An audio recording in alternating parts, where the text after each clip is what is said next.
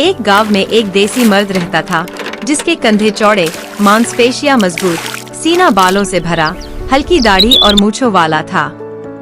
वह ज्यादातर टाइट बनियान और छोटी चेक वाली लुंगी पहनता, जिसमें उसकी मजबूत जांघें दिखती थीं। वह खेतों में काम करता और गांव के बैल दौड़ और जलीकट्टू जैसे खेलों में हिस्सा लेता। गांव की सारी लड़कियां उससे प्यार करती थी और उससे शादी करना चाहती थीं। वह एक नेक दिल इंसान था, लेकिन परिवार की जिम्मेदारियों का बोझ भी उसके कंधों पर था। उसे अपनी सभी बहनों की देखभाल करनी थी। उसी गांव में एक अमीर गांव का मुखिया रहता था। उसकी बेटी, जो शहर से पढ़कर लौटी थी, बहुत खूबसूरत लेकिन घमंडी थी। गांव आने के बाद वह अपने दोस्तों के साथ गांव के नजारे और हरियाली का मजा लेती थी। एक दिन उसने घमंड में आकर गायों को तंग किया और खेतों को नुकसान पहुंचाया। देसी मर्द अपनी टाइट बनियान और छोटी लुंगी में उससे गायों को तंग करने और खेत बर्बाद करने के लिए झगड़ा कर बैठा। लड़की को अपने दोस्तों के सामने बेइज्जती महसूस हुई। वह गुस्से से आग बबूला हो गई, लेकिन उसने देसी मर्द के मजबूत शरीर और आकर्षक चेहरे को देखा और सोचा, ऐसे ताकतवर मर्द को अपने काबू में करना और उसे अपने इशारों पर नचाना मुझे सुख देगा। उसने देसी मर्द से शादी करने का फैसला किया और योजना बनाई। उसे पता चला कि देसी मर्द ने उसके पिता से अपनी बहनों की शादी और परिवार के लिए बहुत कर्ज लिया था।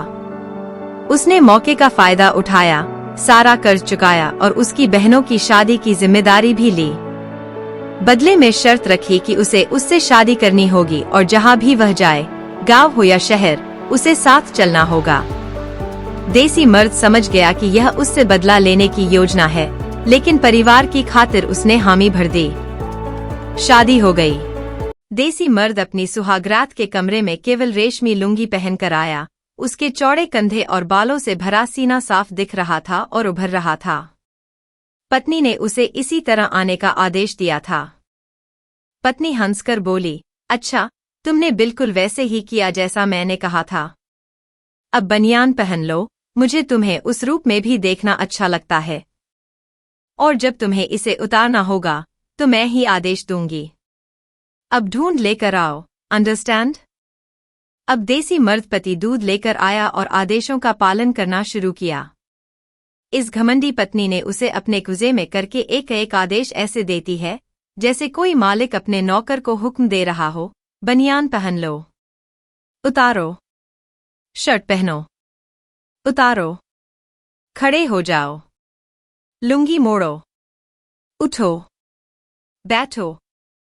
कभी उसके हाथ की हथेलियों पर बेंत से चोट करती है और फिर बिना कुछ कहे अपने पैर उसकी गोद में रखकर दबवाने लगती है।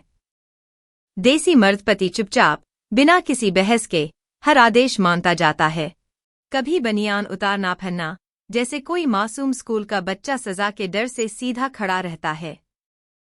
फिर सुनना, हथेली पर बेंत की मार खाना, जैसे हर चोट के साथ अहंकार भी टूट रहा हो। कभी उठो, कभी बैठो, कभी उसके पैर दबाओ, कभी मुर्गा बनकर जमीन पर बैठ जाओ। बीच बीच में रसोई से दूध लाकर दो, और यह सब बस एक ही मकसद से, हर आदेश का बिना सवाल पालन करना। कभी बनियान उतारना पहनना, जैसे कोई मासूम स्कूल का बच्चा सजा के डर से सीधा खड़ा रहता है। फिर सुनना, हथेली पर बेंत की मार खाना, जैसे हर चोट के साथ अहंकार भी टूट रहा हो। कभी उठो, कभी बैठो, कभी उसके पैर दबाओ, कभी मुर्गा बनकर जमीन पर बैठ जाओ। बीच बीच में रसोई से दूध लाकर दो, और यह सब बस एक ही मकसद से, हर आदेश का बिना सवाल पालन करना। कभी बनियान उतारना पहनना, जैसे कोई मासूम स्कूल का बच्चा सजा के डर से सीधा खड़ा रहता है। फिर सुनना, हथेली पर बेंत की मार खाना, जैसे हर चोट के साथ अहंकार भी टूट रहा हो।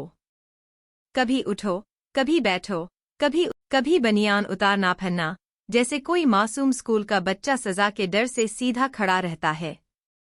फिर सुनना, हथेली पर बेंत की मार खाना, जैसे हर चोट के साथ अहंकार भी टूट रहा हो। कभी उठो, कभी बैठो, कभी। रात गहरी हो चुकी है। पति तो चैन से सो गया, मगर देसी मर्द चुपचाप बैठा सोच रहा है, क्यों इससे बहस की थी।